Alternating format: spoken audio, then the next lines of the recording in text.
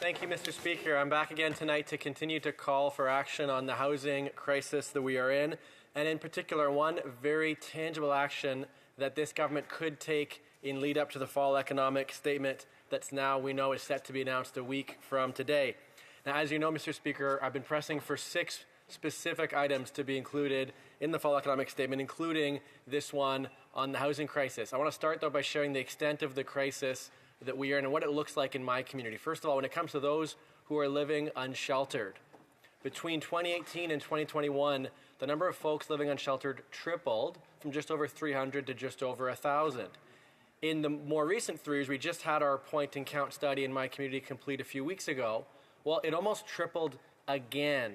The number of folks living unsheltered now up to over 2,300, and that's likely an underestimation. Meanwhile, house prices, those are 8 times median income today. Back in 2005, they were around 3 times median annual income. That's because house prices have gone up almost 300%. Rents have doubled. Wages, meanwhile, haven't caught up in any way. They have only gone up 42%. Meanwhile, in my community, research shows that we are leading the country in the number of affordable housing that we are losing. We lose 39 units of previously affordable housing for every 1 new unit built. And when it comes to government investments in housing, well, it's gotten to the point where in Ontario, 93% of affordable homes were built prior to 1995, back when both federal and provincial governments in Ontario and this federal government of various stripes invested in affordable housing at the scale that is required. It's part of why I've been pushing for a number of items, including doubling the social housing stock with ambitious federal investments similar to the way we used to see in the 1970s and even into the 80s. I've been calling to have this government fix the definition of housing that CMHC is using so that affordable housing dollars go towards building truly affordable housing, and an end to the tax exemptions for large corporate landlords like real estate investment trusts. Tonight, though, I want to speak specifically, because I know in this House there's been a lot of talk about Habitat for Humanity. Well, Habitat for Humanity has one specific call. They want to see parliamentarians support ending HST so they can build more affordable homes. Last fall, this government gave an HST exemption to for-profit developers of rental units, a helpful measure to address the housing crisis. But left out were non-profit affordable home ownership builders like Habitat. In my community on Keele Street, a Habitat home build site built 45 homes. They would have had an extra $1 million had this measure been in place to build more affordable units. In fact, they estimate for every 100 homes built, Habitat says they could build an additional 5 to 20 homes if they were exempt from this. It's why I sent a letter about this back on October 25th to the Ministers of Finance and Housing. I asked about it in question period on November 1st. Didn't get an answer then. I got a reply to my letter on November 12th, directed me to ask the question of the Minister of Finance. I did that earlier today at the Industry Committee. Didn't receive an answer there either. What I've put forward as well is we could actually pay for this measure if only we got rid of that tax exemption for the REITs. That's what we could use to pay for removing the HST for Habitat if we only had the REITs pay their fair share. So my question tonight is, will the Parliamentary Secretary at least share where the government stands on this important measure? Parliamentary Secretary.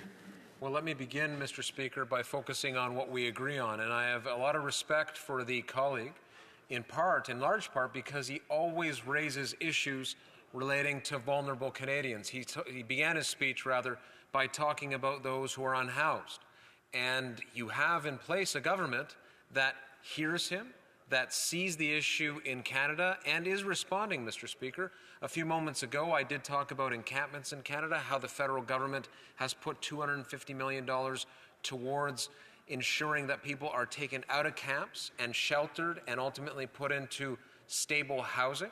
There's other examples I could point to relating specifically to the issue that he raised. I'm not unsympathetic to the idea that we need to support not-for-profits, and we do, Mr. Speaker.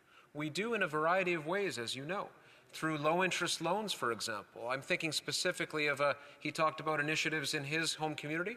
In my community of London, I'm thinking about the Vision Soho project, a great housing project that's going to see hundreds of people housed, including people who have very difficult and acute needs, people who have experienced deep trauma, physical abuse, sexual abuse, trauma that has led to them being on the street and addicted to all sorts of unfortunate things, Mr. Speaker, when it comes to drug or alcohol addiction. The wraparound supports that will be available are there. The organizations that made this possible secured a low-interest loan of around 3%, and that's not uncommon, Mr. Speaker. Working with CMHC, not-for-profits can do that. What they can also do by working with the federal government is obtain access to grants. Grants is something that allows for housing to be built. I emphasize built because that's what the federal government takes care of. We work on the capital side, ensuring that homes are built. We do ask, and I look to provinces especially on this, the operating dollars when it comes to supportive housing for those facing those particular challenges is real. And of course, not-for-profits are taking care of the ultimate administration, the execution of these programs, Mr. Speaker, and municipalities have a role to play too. He talked about the high cost of rent. Of course, we know that's an issue in Canada, and we did lift GST costs on the construction of apartments. We did so for a specific reason. Interest rates have been very high. Labor costs, rather, have been high. Construction costs have been high. We needed to do it, and now you see cranes across the country building homes for Canadians. You add to supply, you bring down costs, Mr. Speaker. Thank you very much. The honourable member for Kitchener Centre. Thank you, Mr. Speaker. And I want to start by saying thank you to the Parliamentary Secretary for adding some substance to this conversation. I think that's what debate in Parliament is supposed to be about. But it continues to be the case that I just do not understand when this government removed GST from for-profit builders of rental housing.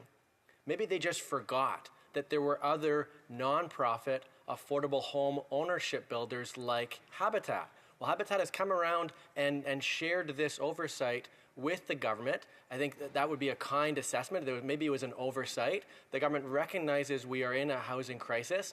There are nonprofit affordable homeownership builders like Habitat who are ready and waiting to build more, likely in his community and certainly in mine. Now that the government understands this and Habitat has met with them as well, why is it not just kind of more obvious that this is a measure that's important to take up, and why haven't we seen it done yet?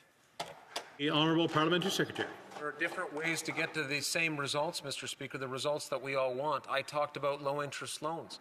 A low-interest loan to a not-for-profit of around 3% is very, very significant considering the current economic context, Mr. Speaker. I talked about grants that are available, and they certainly are, Mr. Speaker, through the Affordable Housing Program and other initiatives of this federal government. I talked about also how the GST lift, taking GST off of the construction costs of apartments, will add to supply.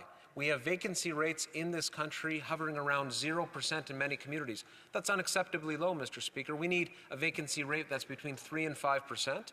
And with high interest rates, we needed to do something to incent the private sector. That has done it. If I had more time, Mr. Speaker, and I realize, I promise you I don't, I know that I don't, rather, I would have talked about the Housing Accelerator Fund and the systemic change that it's leading to by zoning changes and other things to make home ownership a real opportunity. We have more to do, Mr. Speaker, but I'm excited about the prospects ahead because we are serious about this.